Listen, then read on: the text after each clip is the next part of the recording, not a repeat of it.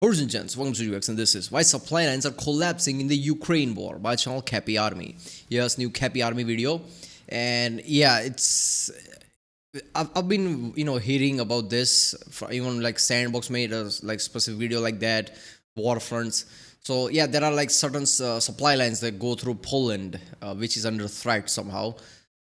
Obviously, this is like a tactic by Russia to cut the supply line of Ukraine, which is like I think people are not realizing like how major this issue is. In war of attrition, supply lines are everything. So yeah, this is a big issue for Ukraine. I know like there are channels who basically like amp up like, oh, Ukraine just destroyed Russia, this and that, which might be true in certain way, but like these are the key elements that is concerning. So if you're pro Ukraine, this is concerning thing, right? That doesn't mean Russia won or anything, but this is a threatening thing that Ukraine and I guess NATO needs to focus on. So I don't know how bad this is, but this is concerning for that, right? Because if Ukraine's like supply line is cut, allies cannot help Ukraine that much. Like somewhat they could fly it in, things like that, like how they did it in like Germany, right? In World War One, they can do shit like that. After World War One, they can do shit like that. But yeah, I don't know. If the supply line is cut, it's a problem. So it's going to be interesting. Like, Cap is great at like gathering information like that from the source itself. So it's going to be interesting. Let's wait one. Last year, logistics has become the defining problem for the war in Ukraine for both armies. Ukraine estimates that half of its battlefield casualties now occur in the so-called last mile of tactical resupply. The situation for Russian forces is likely similar. So today, we're going to trace the journey of a single shipment of artillery ammunition for both armies, from their factory floor to the barrel of a cannon on the front, and learn exactly how and where that journey is contested. Every month, Russia has to supply their forces with an estimated 120,000 artillery shells. Their journey starts at the Svedleb plant in Nizhny Novgorod Oblast, a 1,300-kilometer or 2 to 3 day journey to the front in Pokrovsk. Ukrainian forces contest this artillery shipment immediately, with long-range drone strikes against the ammunition plant beginning in 2025. This is why Moscow has moved ammunition production further inland into Siberia at the Bisk-Olen plant. So this is why I've been hearing news of like, why the way Ukraine destroyed Russia's oil supplies and oil reserves.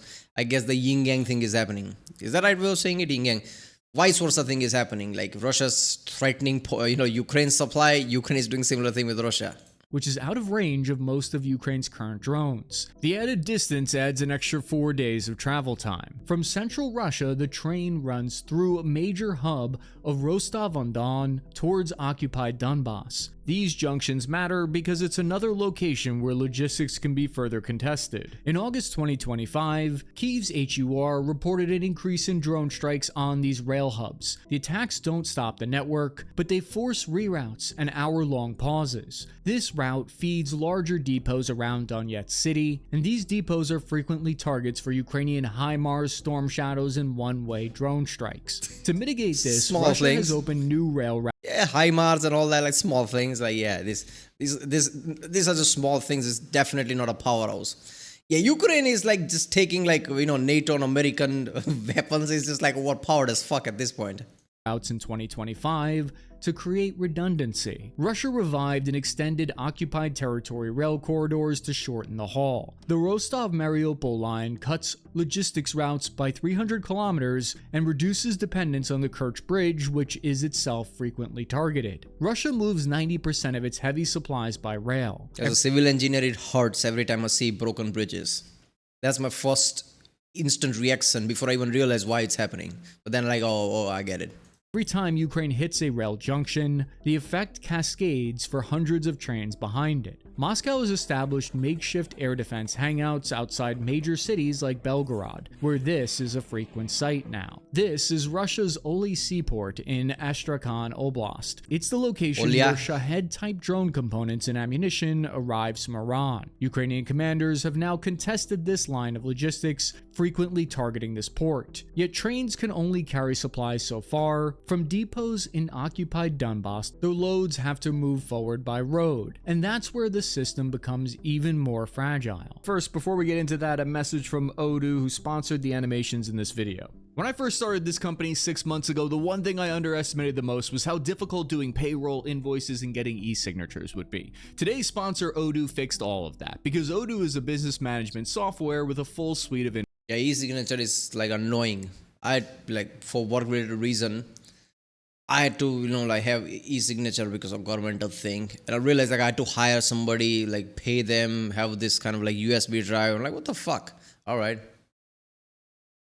Hey, Paul, go to original video page link from there. Support this channel. Cappy is awesome. easier Odoo can make your life. In 2024, Russian supply lines relied on a mix of standard military trucks like the Gaz and Kamaz, along with civilian cargo vehicles. Those trucks could carry several tons of fuel or ammo, but they had limited off-road capability. They were confined to established roads. That predictability made them easier targets. Independent analysts like Oryx documented Russian forces losing around 90 resupplied trucks every month to Ukrainian FPV drone strikes in 2024. Faced with these losses, Russia adapted. Rather than sending large convoys that could be destroyed in a single strike, units increasingly turned to smaller vehicles, ATVs, and even motorcycles for the final stretch of delivery. This is what logisticians... Bikes! This is fucking dirt bikes and adventure bikes. Oh, God.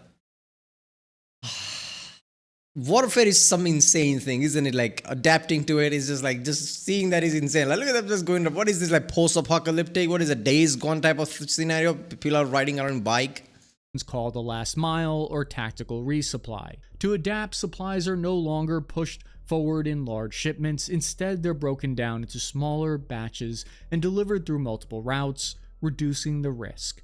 It's less efficient, but in a battlefield dominated by drones, efficiency has taken a back seat to survivability. The trade-off is clear: far less capacity, but greater survivability.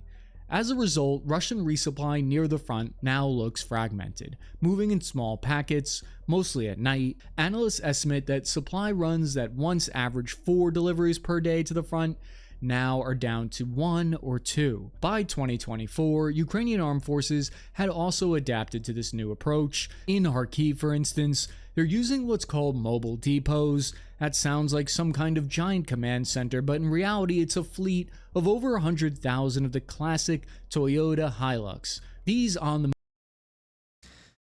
What the fuck is with Toyota? It pisses me. I'm a car guy and it pisses me off. I don't know why. Something is so good it pisses me off. Like even in here, like Toyotas have their reputation. Like I never bought Toyota because I was like Toyota, like whatever. It's probably gonna be bland, the level of reputation it has. But now I'm gonna probably like I like Hilux is finally here. I might buy it.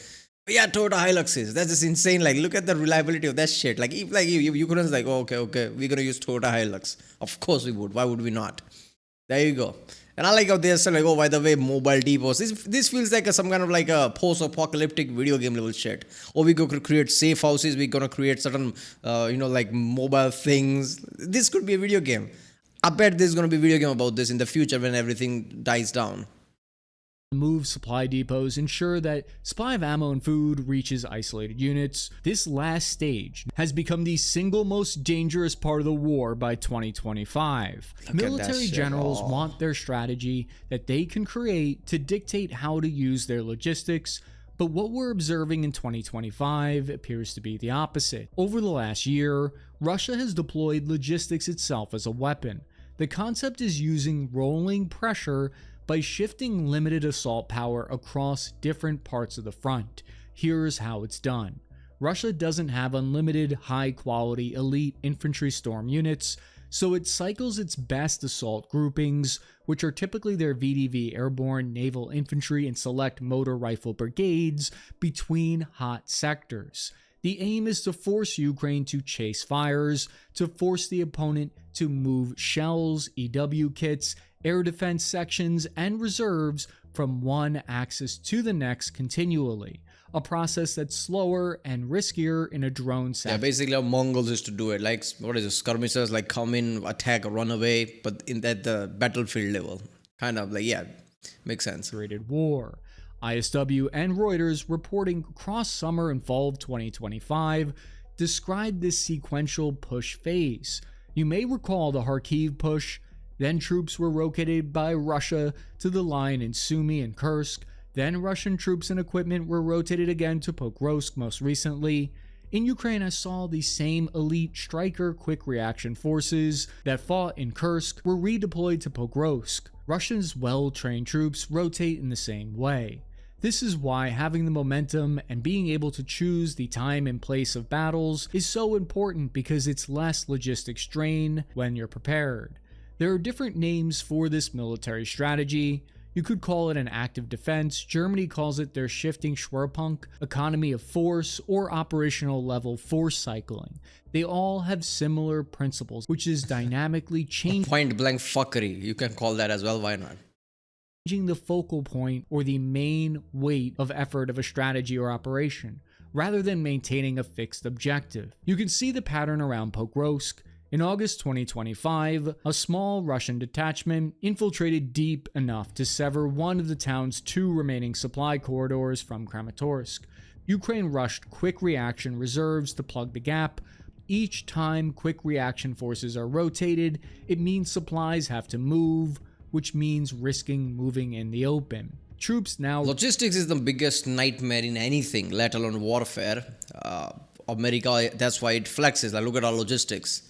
So if you threaten logistics itself, like, oh, by the way, we have to move this equipment here and there, we can't rely on something because they could attack anytime. That's a big fucking issue.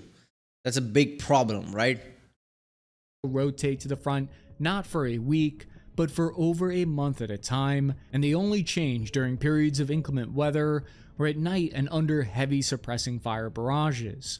Assault elements pull off of spent Axis for a few weeks to absorb replacements by Russia. RUSI's field notes describe Russia's pattern. When defenses are disrupted, small assault groups repeat short, high-cost pushes, then units step back to reconstitute. A great way to understand this is the difference between what logisticians call push versus pull systems. Western armies often run on what's called pull logistics. Units at the front signal what they need, and supplies flow forward in response, creating a flexible feedback loop. It's like Amazon Prime for artillery shells. Your demand drives the system. The cons are that it requires excellent communication and more complex planning and tracking. Russian forces originally, by contrast, inherited a Soviet-style push logistics system. Supplies are moved forward on predetermined schedules that were dictated from the top, with little room for adjustment. The pros are that it's... So one is the way you should do, and others just fucking suck. Is that what you're saying? Why? It's like Russia is not even like adapting to the modern times. What the fuck? Pull thing makes sense. You give autonomy to people on the field, you train them, they know what the fuck they're doing. This is why you have chain of command. It's like safer. They can adjust to the requirement. Like maybe they won't ask for supply because it's problematic. Maybe they'll wait for something, they'll adjust to the field. Push thing is, what the fuck is even that? Oh, by the way, Kremlin just says this is happening, like make it happen.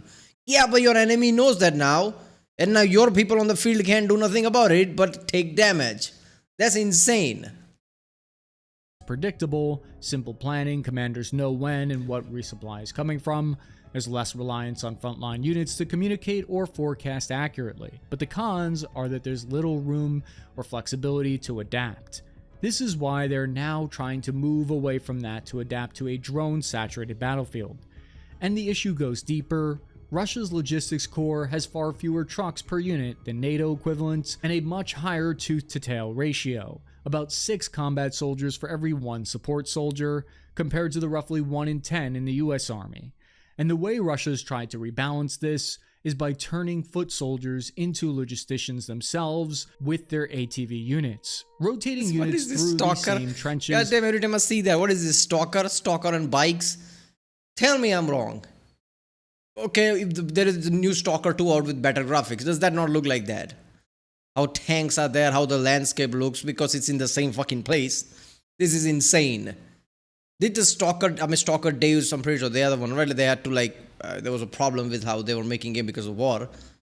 But yeah, even the stalker Dave's probably never realized that. By the way, we're making this ridiculous fantasy game, which I guess Battlefield has already become that. Real life thing has already become that. Look at that. Walk around Ukraine and it will feel like Stalker 2. What the fuck? Has an unintended side effect as well. The soldiers who dig fighting positions with their own hands are rarely the ones who get to benefit from them. When a unit is forced to rotate, another rotates in, and often has to start the same work all over again. Both armies have to deal with this dilemma. The constant churn discourages the kind of deep fortifications that could make defensive lines more resilient. The broader pattern tracks with how the war itself has evolved. Analysts describe the first year of the war as relatively mobile, small, well-equipped forces trading ground quickly. The second year saw both sides consolidating their positions and mounting deliberate attempts to breach the line of contact. By the third year, the conflict has become highly attritional, with both Russia and Ukraine focused less on breakthroughs and more about simply inflicting maximum damage on one another. Russia's trying to use its manpower advantage to grind down Ukraine's ability to rotate. Yeah, the first year was like, oh, this is just like any other war. Let's proper tanks, proper shit. Let's go to Kyiv. In a week, Ukraine is done. Oh, by the way, this is 21st century. Shit like that doesn't work. People have internet, people have smartphones, people have drones. All right, then they try to adapt to it. Now it became a attritional war. Who knows how it's going to adapt in 2 years when they realize like none of this shit is working anyway. Back then, supply lines weren't as efficient as it is today. NATO can supply Ukraine very efficiently in many other ways compared to back then. Many things are different nowadays. And it's slowly, this is literally frontier warfare of 21st century, major 21st century warfare. Like whatever happens here, people will remember for the future. So future warfare is efficient. I don't even know what that means. That's just fucked up. Troops and sustain logistics. It appears in early 2025, Ukrainian troops began reporting a new Russian approach that analysts now call cigarette is bad for your health, man. Come on. Which sounds like a wrestling move, so I prefer the other name for it, the offensive triangle, and it works in 3 steps. First, persistent small unit infiltrations, fix defenders along the line of contact, and force them to burn through ammunition. Second, drones, artillery, and scattered mines target the near-rear roads, casualty evacuation routes, and ammo points, making movement itself dangerous. Third, once positions are identified and pinned, Russian glide bombs hammer the dug-in defensives that would otherwise survive conventional fires. The net effect isn't dramatic arrows on a map, it's a steady strangling of maneuver and resupply at the last mile. Which means it is efficient as fuck. Those people are gonna die. Do you understand what you just heard? Glide bombs will fuck up those lines. Rear flank is destroyed. There's a high chance those people, once identified, will die. That is the warfare today. This is not like World War I where the artillery just like bombard everything around it. Maybe out of 1,000, maybe one of them will hit something. No, that's not the world we live in today. World War II had insane casualties compared to World War I. 10 times as high because of advancement. That advancement is nothing compared to today's advancement. I don't think people are really realizing the casualties of today, how easy it is. You hear of number of million Russians died. How many number is in Ukraine died. Yeah, this is not warfare is not advancing the way it did in world wars, and it's still killing million people. You understand that? Okay, fuck it, everyone's gonna die. It's now or never. If that kind of warfare suddenly surges in both sides, do you understand the level of casualties there will be if NATO joins? This is modern times. Things are surgical. Very laser precise. The more you hear about, the more fucked up and like dreadful it feels. Like people on those trenches, when they get discovered, they're probably gonna die. That's fucked up, man.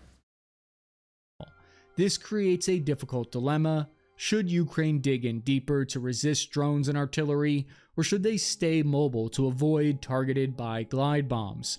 Analysts at RUSI note that either choice carries significant risks. Tactically, infiltrations and accumulations matter. Small Russian groups move by multiple approaches to preset rally points beyond Ukraine's what's called FLOT or forward line of troops. Then they accrete into assault packets. Russia's endgame with this approach may be twofold. On one hand, it could be an attempt to secure incremental territorial gains. On the other, it could simply be an attempt to exhaust Ukrainian manpower and logistics until the system breaks. It appears Russia is attempting to pave the way for a larger operational collapse and recapture of wider areas. At the same time, Ukraine is adopting new tools to stay in the fight. The shipment of artillery shells for Ukraine begins in a journey at the Scranton Army Ammunition Plant in Pennsylvania. Here, steel casings are machined, filled, and once completed, the shells are palletized into 40-foot shipping containers. From Newark, a transatlantic crossing of nearly 4,000 miles takes about 12 days by container ship. The cargo is offloaded, inspected, and transferred to Polish state railways. The supply lines. What if Russia does what Hitler was doing, or attack the supply line, it would be attack on USA, but Hitler did the same shit.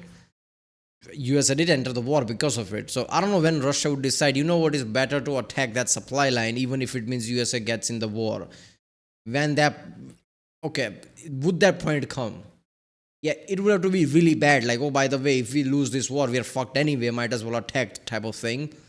And I can see that point coming in the future. So yeah, people think like, oh, no way Russia's gonna attack NATO and USA. But yeah, like, if nothing else is left, you might do Hail Marys. And that is how major conflicts spread out.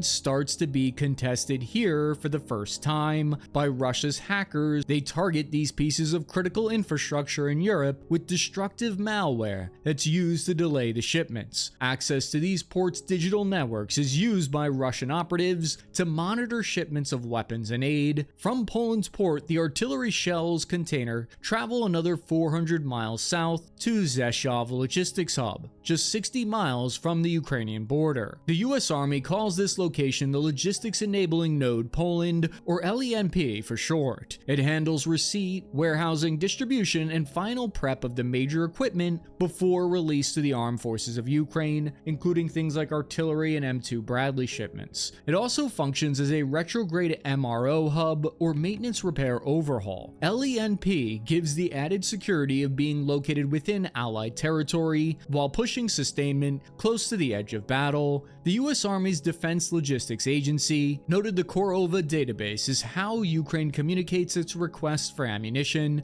to the entire Allied network in one transparent location that everyone can view. So if the artillery battery in Pokrovsk on the front line is authorized a shipment of 5,000 artillery shells, 2,000 of that can come from this shipment of the United States, and 3,000 can come from various European countries' contributions, and the Korova database coordinates this and puts it together. NATO has ringed this hub here in Poland with Patriot and NASAMS air defense systems and F-35s because roughly 80%. NASAMS? SAMS, okay, yeah, right. Patriot. Okay, Patriot is, obviously it's like, it's basically the short range, right? Patriot is that. Okay, so like any missiles or cruise missile things like that, Patriot can stop it. SAMs can, planes and shit, and there are F-35s. So it's heavily defended. What's the problem? So basically, even if Russia wants to take this out, they just can't, not that easily. Of aid to Ukraine passes through here. With recent Russian fighter jets and drone incursions violating NATO airspace, Russia is starting to probe at and contest this part of the supply chain for the first time in 2025. From Rzeszów, trucks carry the artillery shell pallets east on the A4 motorway. Once inside, the state railway takes over. This lifeline to the outside world has for the first time come under attack starting in 2025. This is the same rail line that world leaders and most civilian passengers as well as military equipment has taken into Kyiv. As a target, it was a logistics route that seemed to be off limits until this year. The cargo is then pushed to a regional depot near Kyiv and then broken down into smaller convoys, dispersing the load so that no single strike can wipe out an entire shipment. Here, Russian physical attacks on an energy infrastructure slows shipments down. Russian attacks last year destroyed 8 thermal plants, reducing power capacity capacity by 9 gigawatts, which is half of Ukraine's total power capacity, and power generation has caused rolling blackouts. And reduced power capacity means that cities have up to 12 hours a day of power cuts, which makes refueling and charging drone batteries more difficult and time-consuming. The route from Kyiv is 300 more miles along the E40 highway to the city of Dnipro. Finally, the last leg follows the M40 highway another 120 miles to reach the town of Pokrovsk at the front. By this point, the shells have traveled nearly 5 You know what, like highway is very easy target. Like I don't know, like one or two ballistic missile. If you destroy a highway is destroyed, right? Like how you gonna get past that? Like that's very easy supply line to be destroyed, isn't it? Like I don't know. Like these trucks are not some off-road vehicles. They can just go on the ground and like circumvent that shit. 5,000 miles from the factory floor in Pennsylvania to within striking distance of the Eastern Front. The economics are stark. A single FPV drone costing only a few $100s can disable a truck carrying tens of thousands of dollars in ammunition. That imbalance is what makes this stage of delivery not just dangerous, but decisive. On top of that, Russian units have begun scattering remote landmines along approach roads, damaging tires and forcing convoys to slow, which increases their exposure time. Open source evidence shows just how lethal this final stretch has become in 2025. The Ukrainian Ministry of Defense has documented hundreds of drone ambushes against logistics convoys, and geolocated footage regularly confirms FPV strikes on trucks along critical routes like the H20 and M330 highways near the Donbass. Analysts at the Royal United Services Institute estimate that by mid-2025, Russian production had reached tens of thousands of FPV drones per month, enough to maintain near continuous coverage over the most important supply arteries. Both sides in 2025 have improvised defenses to protect transport. One of the most striking examples visible in these field videos is the use of fishing line or thin wire strung between poles to form makeshift corridors or tunnels for supply trucks, designed to snag or deflect incoming drones. But these For how long? You can't do that for like hundreds of kilometers, can you? That shit is next level. Look at that. barriers rarely last long. Supply posts are themselves frequent targets, and OSINT footage shows they're often destroyed within hours, forcing units to rebuild them every night just to maintain passage. Marco and Julia work for the Alher Logistics company that runs supplies through Ukraine, and they said in an interview long convoys of trucks are currently prohibited as they are potential targets. Deliveries have to be smaller now. The same applies to rail transport. We don't have many rail cars available at the moment, and the state company can only provide a limited number. Once the supplies pass as far east as Kyiv along the highways, each kilometer east becomes far more deadly, and the roads become more pocked with craters and explosives. Furthermore, the supply trucks are stopped at frequent checkpoints that require rotating passwords every few kilometers, designed to stop Russian saboteurs, which has the downside of also slowing supplies down. The logistics agency explains that for oversized cargo or machinery, provided either restrictions allow it, they recommend keeping the cargo assembled as much as possible to maintain its dimensions. This is crucial because Ukraine is currently facing a significant shortage of welders to put things back together. This is a double-edged sword, so to speak. Ukraine and Russia have now extensively used drones for logistics. Yeah, it's both sides issue. Like, damn, I didn't know it was that bad. Like, you can't move anything at this stage. If any major supply is an issue, you can't really supply anything with like small deliveries. Like, how much you gonna supply anyway? And this is both sides issue. Obviously, Ukraine can do the same thing that Russia is doing to the Ukraine. But the problem with that is like Russia can stay there and do that. Russia is like, like manufacturing at the scale, right? Russia has enough number. Ukraine doesn't. This hurts Ukraine more than it hurts Russia, at least in the short term. So if Ukraine doesn't figure something out, this could be problematic itself. Because Russia can just build shit where they are, right? Ukraine relies on supplies from NATO. logistics themselves to deliver supplies to isolated cut-off soldiers, but these drones are contested by electronic warfare and have limits of payloads between 100 to 200 pounds, or roughly 2 artillery shells. But using drones to deliver supplies has even more limitations for both sides, as Russian military blogger wrote online, quote, "Logistics are a disaster.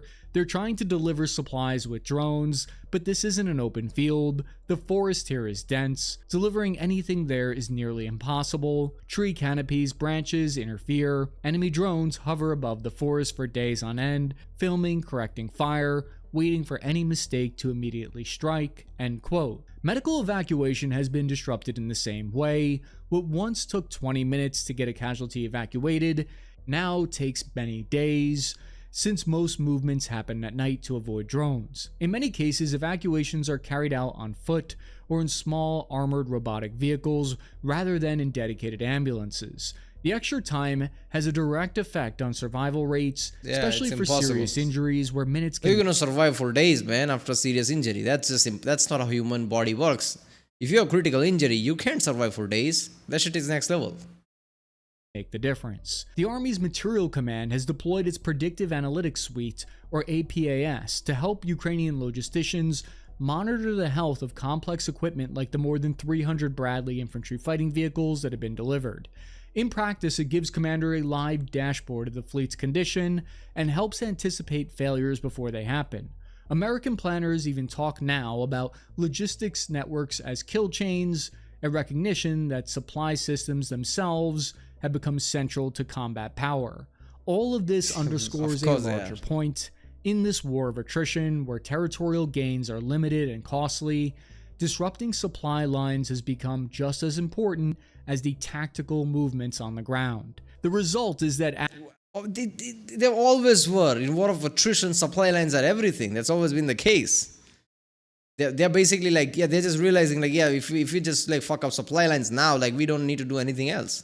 As the third year has moved firmly into a war of attrition, logistics has become even more contested than the battlefield itself. The challenge is safely getting weapons and ammo distributed to the thousands of fighting positions, bunkers, and trench lines scattered across the over 1,250 kilometers or 800-mile long front line. A steady flow of shells, fuel, and spare parts is now what keeps the army surviving, and that means the outcome isn't decided only on the front, but also hundreds or even thousands of miles away at rail junctions, ports, and fuel depots. The side that can keep their corridors open, despite drones, missiles, and cyber attacks, is the side that will be able to continue fighting tomorrow. If you enjoyed this video, this is pretty fucked up, man. 2026 will be very different. If the deal hasn't reached in 2026 by Trump and like the mediating forces, I don't know what's gonna happen, man. Look, man, this is not fantasy, right? I'm all for all those hype videos about Ukraine just completely destroyed Russia, but let's be honest, that's not gonna happen. There's no scenario that ever happens, right? Ukraine needs something. And in war of attrition, where Ukraine is like even supply lines are under threat, this does not look good for the small guy, which is Ukraine here, right? Russia can wait it out. Ukraine can't, right? And when it comes to like supplies of NATO, even that can be under threat if Russia suddenly starts to attack and put pressure on NATO countries. You would think like NATO would not back down, but this is not their war, it's Ukraine's war. And many times people always like, what do we have to do with it? I'm all for supporting it, but I don't want bombs blowing up here, so I'm not going to support Ukraine. That is very easy thing to do. There's a higher chance that could happen. So like this is kind of fucked up, man. I don't know where this war going. I feel like there has to be a deal at least next year where like things stop, right? Or even if the war does, like South Korea and North Korea's war never stopped, but it stopped. Like shit like that could happen, right? Like ceasefire happens and war never starts and people slowly rebuild, right? Something like that has to happen. Because this shit can go on, man. This is insane. All right? I'll see you next time.